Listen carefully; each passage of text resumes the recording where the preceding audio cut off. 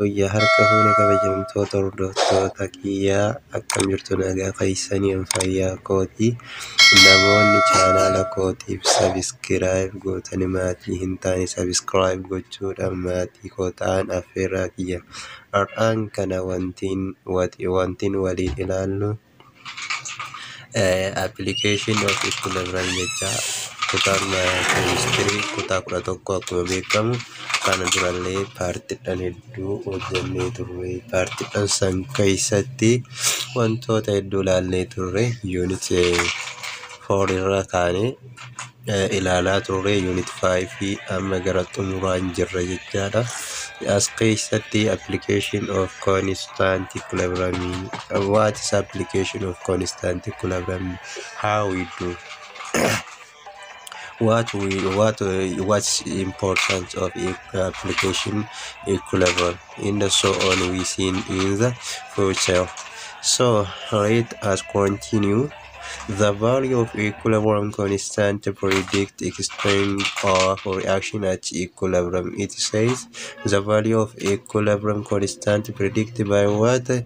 Reaction at equilibrium. Reaction equilibrium predict gonna jechara. It also tell about relative concentration of product in the reactant present at equilibrium.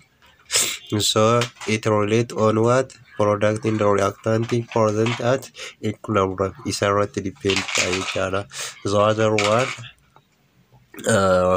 Position of equilibrium. Position of equilibrium. How we can predict? How we know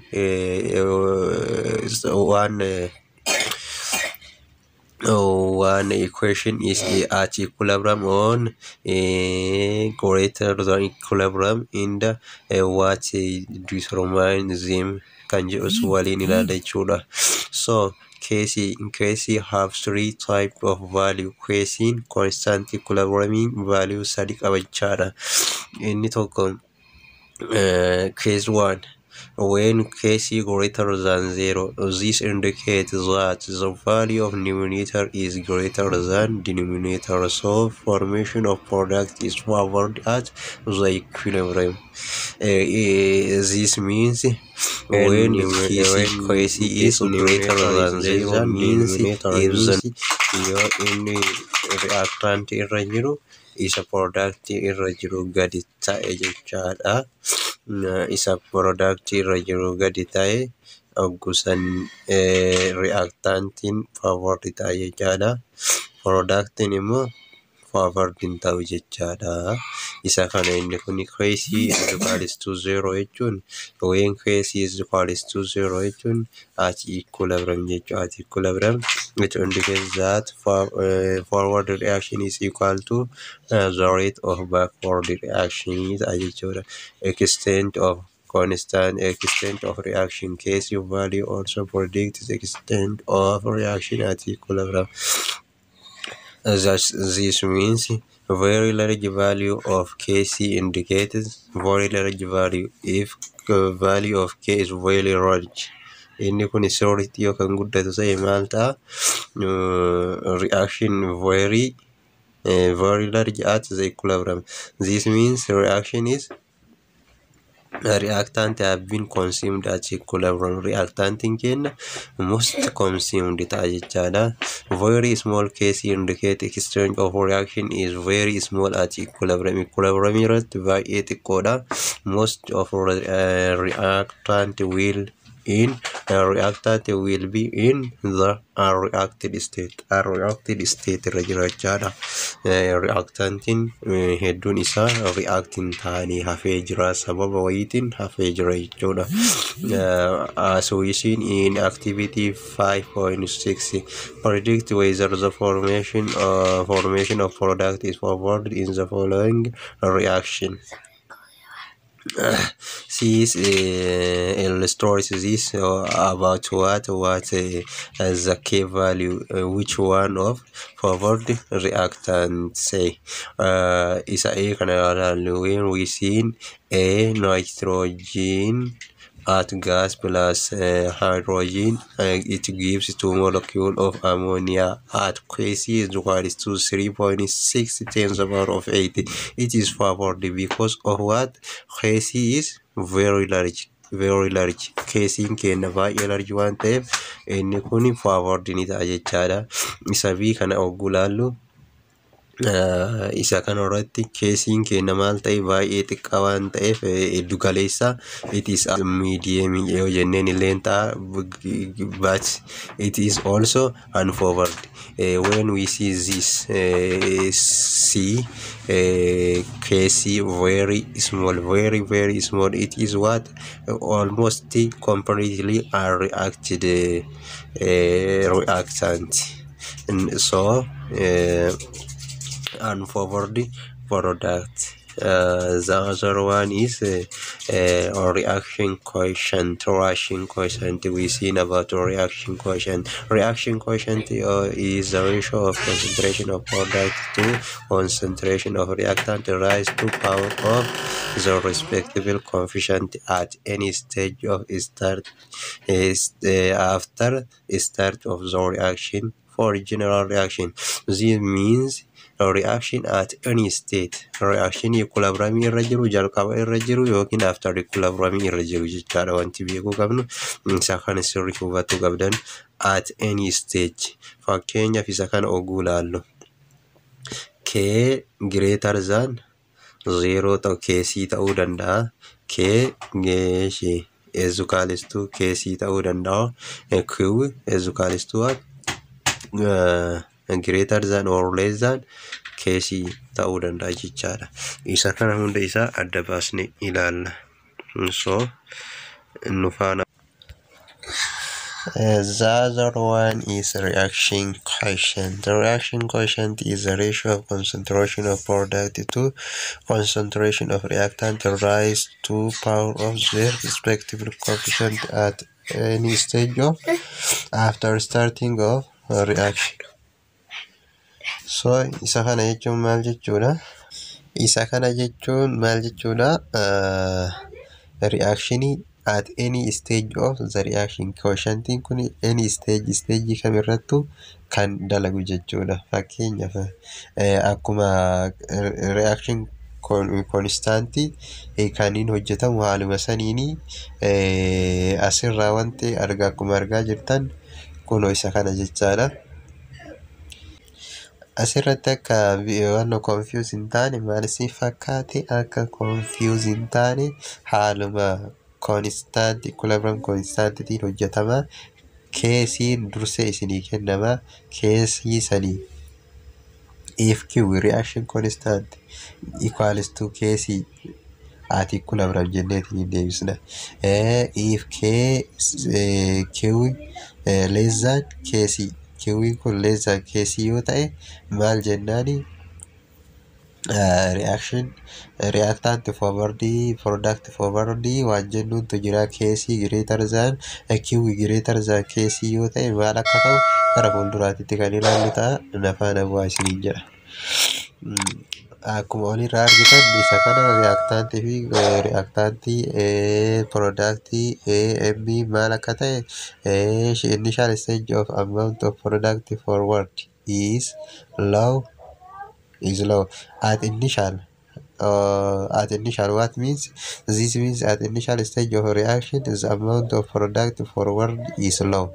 It is familiar. Initially, irratti yeroo kamiyyuu productin xiqqootu uumama. Maaliif jennaan reactioniin jalqaba iddoo irraa ka'u waan ta'eefi. Therefore, the value of Q is small. When the progressive when continues of the reaction, since concentration of product increase, the value of Q also increase. When the reaction attain or reached equilibrium, K become equal to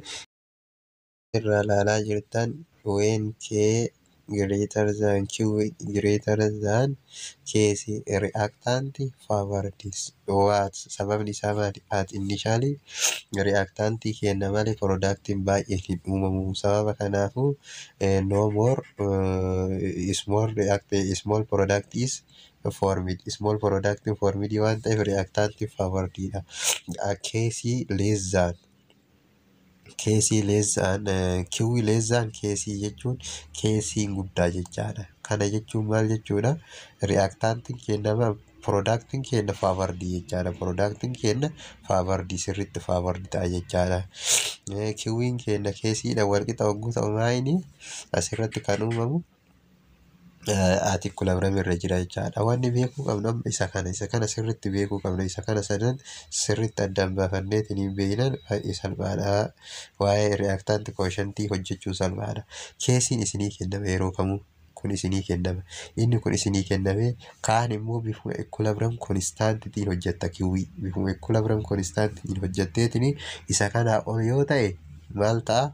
Isa kana ol yoo ta'e initial irra jira jechuudha yoo kun guddate initial irra jira kanaafu small product is formed yookiin reactant until now is favored jetteetiin bira kutuu dandeetta. Yoo keen kuni maal ta'e isa kanaa gadi yoo ta'e immoo yoo kun isa keen argannu kun isa kanaa gadi yoo ta'e maal jennaani product is favored jennaan. Isa kun immoo K fi Q fi inni kun keesiin kun constant equilibrium kenna kan nu kenname given irratti nu kenname wal qixa yoo ta'e maal jennaani at equilibrium jenneetiin bira kun fidne irra gawaayii kana salphatti.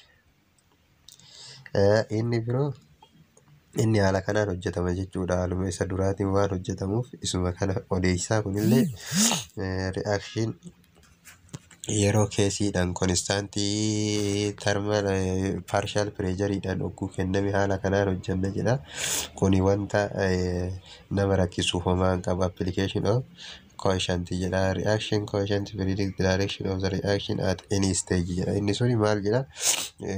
Direction of reaction at any stage jedha. Kama duratti haasofne stage kamirrattu jalqaba irra gidduu irra dhuma irra kan reaction quotientiin sun isa kana irratti kan dalagu jedha.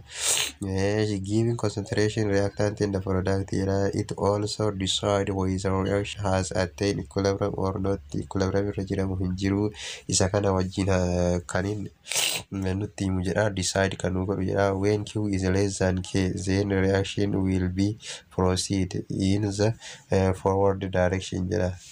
Kenna yoo maal ta'e less than C jechuun when K is Q is less than K yoo ta'e yookiin immoo kama duratti jenne inni Q kuni irra xiqqaa isa sanii yoo ta'e isaa gadi yoo ta'e K'dhaa gadi yoo ta'e forward direction reaction jedha. It is more product will be formed till equilibrium reach jedha. Isa kana fakkaata jechuudha. When K is greater than Q is greater than K jechuun at initial jechuudha. Initial irra jira kanaafu reverse directionii wantichi kenna equilibrium kenna reverse directionii ta'a. More reactant will be formed at until jechuu fi till jechuun wal qixa jechuudha. Wannoon isaa meaningin isaa tokkicha this equilibrium reach hanga equilibrium reach jedhutu jira. When Q is K zuqaalistuu K'dha equilibrium attain or reach jedha. Isa kana hojjetuu dandeettan jechuudha. Haaluma saniin hojjettaniitiin lafa kaa'uu ni dandeessanii. Calculating equilibrium constant jedha. Procedure kana sadiin fayyadamtaniitiin calculate godhuu dandeettanii baay'ee salphaadha. Example hojjetame. Kanaafuu example kana irratti yeroo hin fixu jechaadha. Amma kaniin biraa wanti ijoo fi qorumsa irratti deddeebi'u Richard principle dha. Hedduu isaa nama rakkisa jedheetiin namni yaadu isa dura factor affecting of equilibrium constant waa lamaan tokko ni jira. Depend on equilibrium constant depend on the following. Inni tokko temperature at which experiment is formed. Equilibrium maa inni tokko ka affect isa godhu temperature inni irratti dalagu. Inni biraa immoo formii isaati. Formii jechuun maal jechuudha? Okay, in Nibramo, formation of equation which describe the equilibrium equation in manu formation in equilibrium equation itu nimurtesa jechuudha. For example, reaction kana oggonalle nitrogen plus hydrogen ammonia kenna. If the reaction will multiply by 2, reaction kun lamayyuu baay'isne constantii kenna. Inni kun yeroo baay'ee ni deddeebi'a qorumsa irratti. Isa kana salphumatti maal goona konstantii keenya iskeer gochuudha jechuudha. Yoo lamaan baay'isne paaworii barbaadna baay'isuu 3 illee 4 illee yoo baay'atu ta'e paaworii isa kenne saniin hojjetama jechuudha. Fakkeenyaaf n dha baay'isnu isa kana multiply by n yoo jenne keessi the power of n jennaan. Waan ta'eefaan goonu innichi kun reverse yoo ta'u taate hoo jedha 1 over reverse jennaan reverse kenna 1 over keessi jennaan. Inni kun lamaan baay'ate innichi kun lamaan baay'ate reverse yoo ta'e hoo jennaan 1 over keessi square jennaan. Sinii galti dubbii maal jechuu barbaade innichi kun fakkeenyaaf lamaan baay'ifna isa kana lamaanaa baay'isnu yookiin immoo n baay'isi n dhaan baay'isee reverse godhe keessi kenna afur fudhannee irraa isa kanaaf amma isa kana reverse yoo goonu garami nitrogen isa kana reactant irra kenneetiniin isa kana product yoo ta'e maal goonare isa lachuu lamaan baay'isnee miti 1 over 4 square ta'a. Maal ta'ere 1 over 60 deebiin keenya 1 over 60 dha. Deesimaalitti jijjiirtitiniin kaa'uu ni dandeessaa jechaadha. Isa duraa saniif yoo keen isaa kana ta'e riivarsii isaatiif akkana jechaadha.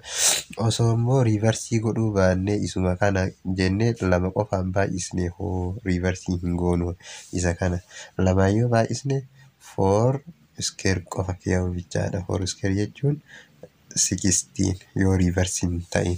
Isa kana fakkaata baay'ee salphaadha yaadni isa gaafii hojjettan salphumatti isinii gala.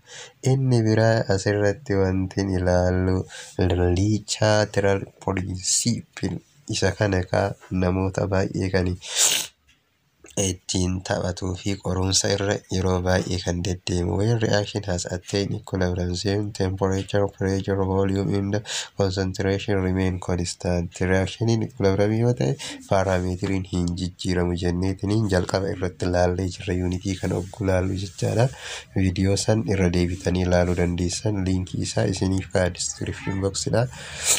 The four property are known reaction parameter. Inni kun propertiidhaan afur beekamu parameterii reaction parameterii ta'anii which lateral principle describes the changes that will take when any one of the reaction parameter are changed at equilibrium. Inni sun yoo tokkichi isaa change ta'e maal tokko ta'u waliin kan ilaallu ta'a jechaadha.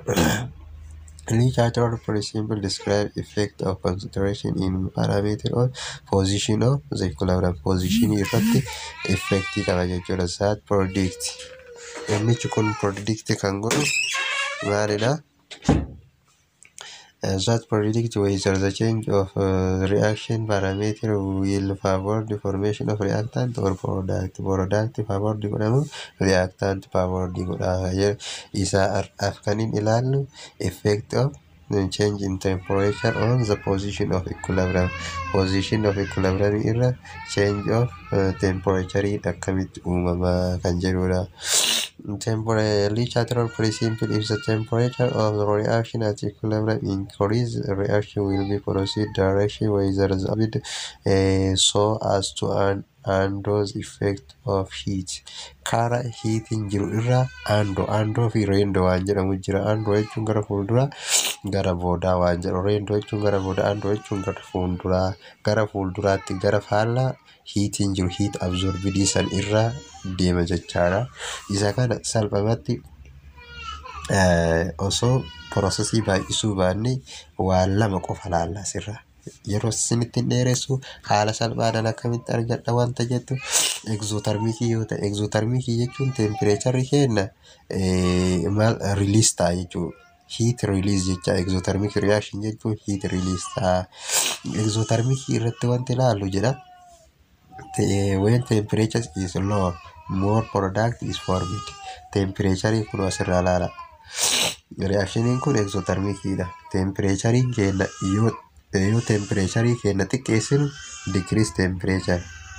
Wantichi maal ta'are gara reactant irraa gara na shift ta'a jechaadha. Gara product shift ta'a. Kanaafuu product kenna maal ta'e favored ta'ee jira jechuudha. Inni kun favored ta'ee jira. Product favored ta'ee jira. When temperature is lowered or gadi buusne jechaadha inni kun. When temperature is increased exothermic irra jira temperature kenna T increase gaafa kun maal ta'e reaction shift to what? To the left. The reactant is favored jechaadha. Temperature kenna increase yoo goone reactant favored ta'a jecha. Isa kana favored ta'a. Exothermic dha. Xumurree jirra waa'ee exothermic laallee jirra. Maal jenneen akkamitti qabannaa yoo jettan heating minus dhaan kaayamti ka exothermic release jechuu minus jechuun baasuu jechuudha. Heating gama maalitti barroofti gama productitti barroofti. Temperature yoo add itti goonu jechuudha gara heating jiru irraa deema jechuudha. Faallaa heating jirritti deema. Kanaafuu gara bitaa deema jechaadha sababni isaa. Temperature yoo xiqqeessine jechuudha garamitti deema gara karma teewwannoon jiru sanitti heating jiru sanitti deema. Heat added gara maalitti product irra jira. Kana kutaa 10tti illee barattanii jirtu jedhee yaada.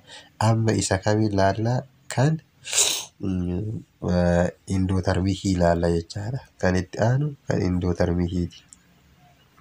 Isuma kana irratti endothermic goone ilaalla. Isuma kana endothermic jenneetii gaafa fudhannu reaction yookaan goonaree kanuma positive goona jechaadha. Isii tana positive goona. Isii tana positive goone temperature kenna yoo increase goona ammallee temperature kenna increase goone taanaan maaltu uumamaa endothermic irratti gara product itti endothermic heating gara min barraa gara natti barraa change of heating yeroo hundaa isa kana gara kamitti reactant itti barraa endothermic irratti exothermic irratti gara product itti barraa plus heat jenna asitti plus heat jenna.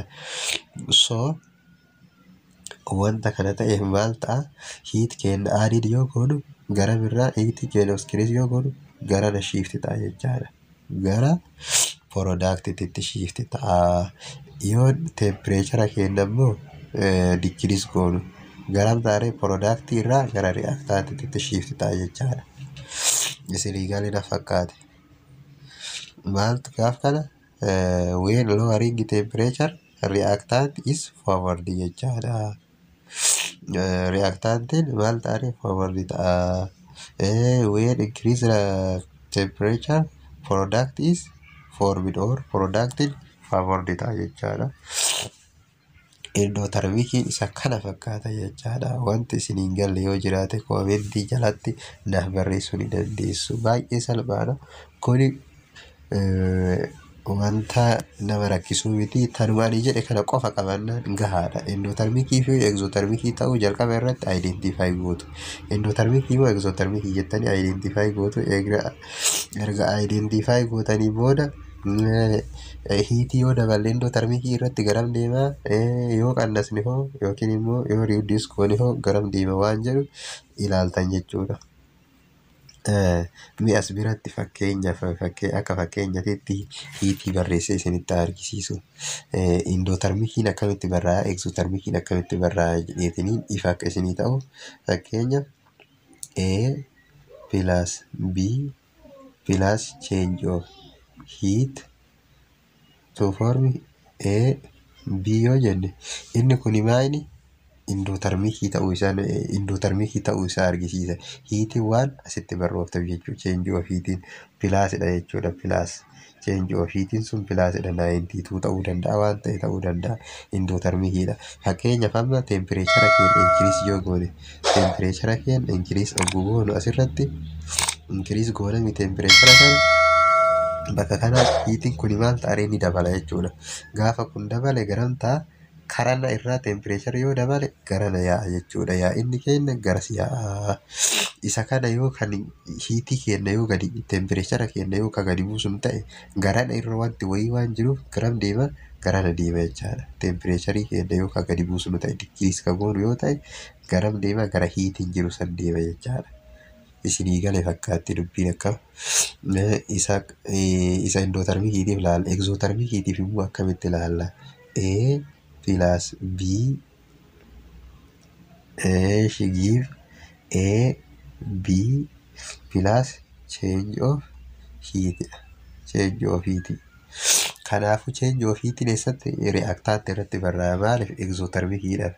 Egzootermikiidhaaf egzoodhaaf kuni. Amma maal godha tempereechara keenya increase ogguu goonu tempereechara increase gaaf goonu tempereechara asii kan increase gaaf goonu bittinnaa jechuudha. Baay'ee bittinnaa. Kanaafuu garam deema garana deema. Faan lama hiitii sanirraa deema jechuudha. Yoo tana qofa qabattan gahaadha. Baay'ee salphaadha. Negatiiviin kennamaa beekamu wantichi kun negatiiv 92 negatiiv waan ta'e wayii fakkeenyaaf tempereechara kenna gara maal ta'a reactanti faavordi ta'e jechaadha. Reactanti faavordi ta'eera. Tempereechara keenya amma immoo dikiriis goona. Tempereechara keenya dikiriis goona maal ta'e product faavordi ta'a jechaadha. Gara waan deema gara isa kanaa deema gara product deema. Amma akkamitti isin gaafata isin fakkaate qorumsi biyyoolessaa. China's company which produced maal siin jedha ammonia siin jedha. To get high yield of ammonia which the following is required isiniin jedha. Isa kanniin gadii keessaa ammooniyaa guddifachuudhaaf kaampaaniin chaayinaa tokko ammooniyaa kan oomishu ammooniyaa guddisuudhaaf maal nu barbaachisaa jedheetanii isin gaafata. Maal gochuu qabdarree wantichi sun endootermikii moo egzootermikii reakshinii haaluma kanaan isinii kenna maaluma asirratti endootermikii moo egzootermikii ta'uu addaan ni baafattu. Yoo sunillee isinii kennamuu baate endootermikii egzootermikii isinii kennamuu baate maal goona fakkeenyaaf endootermikii ilaalla asiyuun goona. When endootermikii irratti when temperature is decrease siin jedha. Temperature isa kana sii kenna endootermikii egzootermikii jedhee si yaa kenna. When temperature decrease siin jedha. B temperature increase siin jedha.